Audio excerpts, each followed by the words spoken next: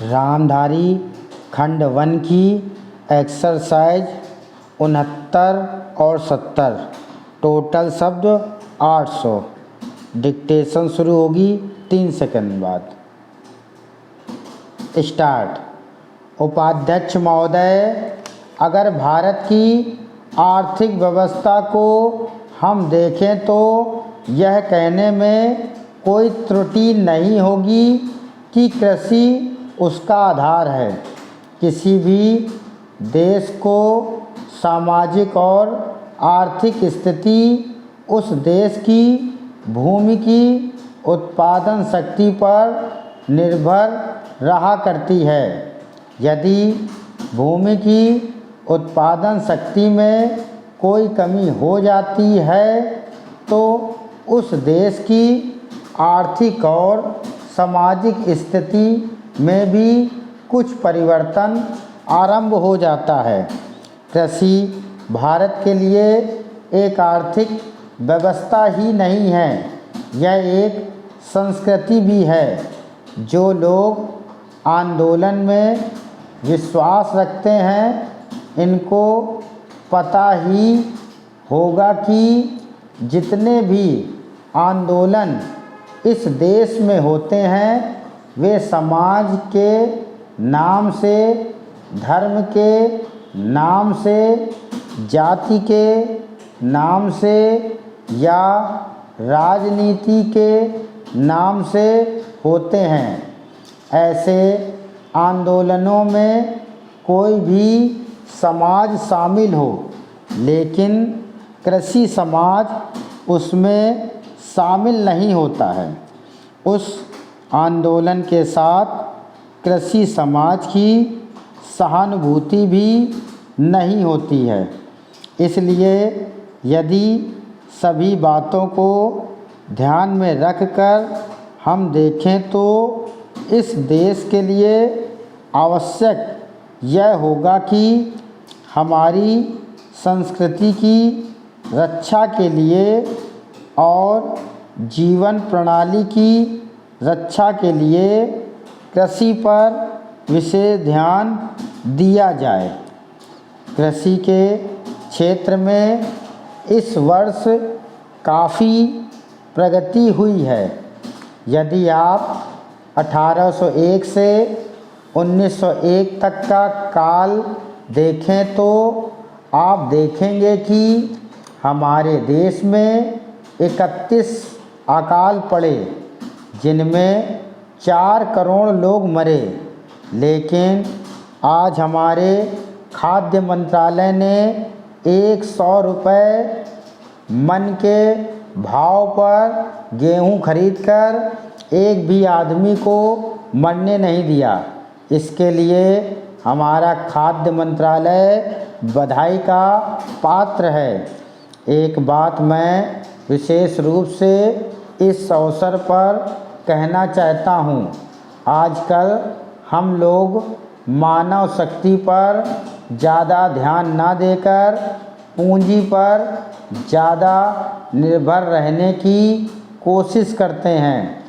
आपको याद होगा, लगभग 5 दशक पहले में जापान की आर्थिक व्यवस्था बिगड़ गई थी, लेकिन वहाँ के 60 लाख काश्तकारों ने कृषि शिक्षा के बल पर इतना अनाज पैदा करके दिखलाया कि आज वे 10 करोड़ आदमियों का पालन पोषण कर रहे हैं।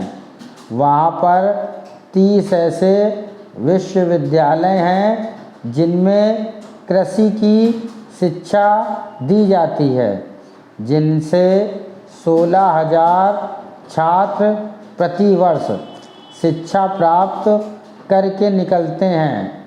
आज हमारे देश में पर्याप्त कृषि विश्वविद्यालय स्थापित हो चुके हैं।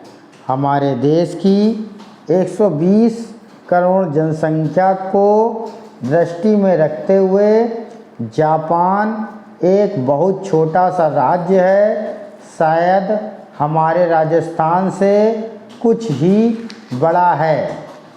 उपाध्यक्ष महोदय, यह ठीक है कि हम प्रगतिशील हैं, लेकिन हमारी गति में तेज़ी आनी चाहिए। श्रम की तरफ हमारा अधिक ध्यान जाना चाहिए। जो पंचवर्षीय योजनाएं हमने बनाई हैं, उनमें हमारा लक्ष्य केवल यह नहीं था कि हम अधिक धन पैदा करें, हमारा लक्ष्य यह भी था कि अच्छे आदमी पैदा करें, जिससे कि भारत में रहने वाले प्रत्येक नागरिक का ठीक विकास हो। मैं इस बात से सहमत हूँ कि राज्यों में जहाँ बहुमत के आधार पर विरोधी दलों की सरकारें हैं, उनको तोड़ने का अधिकार केंद्र को नहीं होना चाहिए।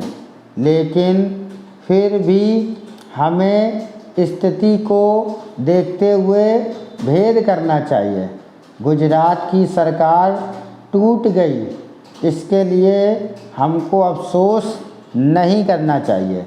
जहाँ तक इस बिल का संबंध है, मैं इसकी कमियों की तरफ आपका ध्यान दिलाना चाहता हूँ, जिससे कि आपको उसे ठीक करने की प्रेरणा मिले और इसको आप ठीक करके वहाँ का काम चलाएं।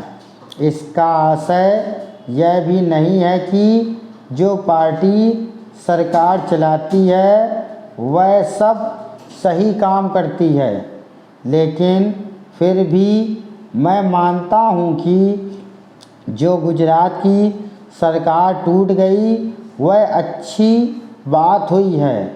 गुजरात के लिए आपने संसद सदस्यों की जो समिति बनाई है वह एक ठीक कदम है, लेकिन इस बात का आश्वासन भी आपको देना चाहिए कि राज्य और जिला स्तर पर जो समितियां आप बनाने जा रहे हैं उनको सर्वदलीय बनाएंगे, ताकि जनता की जो कठिनाइयां हैं वे आपके सामने प्रत्यक्ष रूप से आ सके और उनकी भावना के अनुसार वहाँ पर कुछ काम हो सके।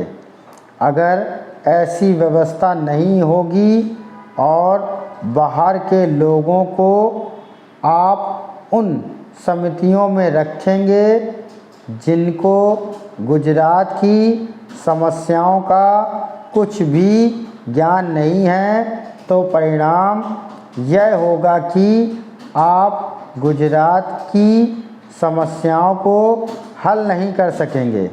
इसलिए मैं सुझाव देना चाहता हूं कि आप इसमें ऐसी कानूनी व्यवस्था करें जिससे विभिन्न स्तरों पर सर्वदलीय समितियां बनाई जा सकें और उनके माध्यम से सरकार के सामने सुझाव आए कि वहाँ पर किस तरह से काम होना चाहिए। गुजरात औद्योगिक मामलों में अन्य राज्यों से थोड़ा भिन्न है, फिर भी वहाँ की स्थिति यह है कि आज भी प्रति व्यक्ति आय 300 रुपये से अधिक नहीं है। आज गुजरात में अन्य राज्यों के मुकाबले सबसे अधिक कर लगे हुए हैं। यह उचित नहीं है। स्टॉप।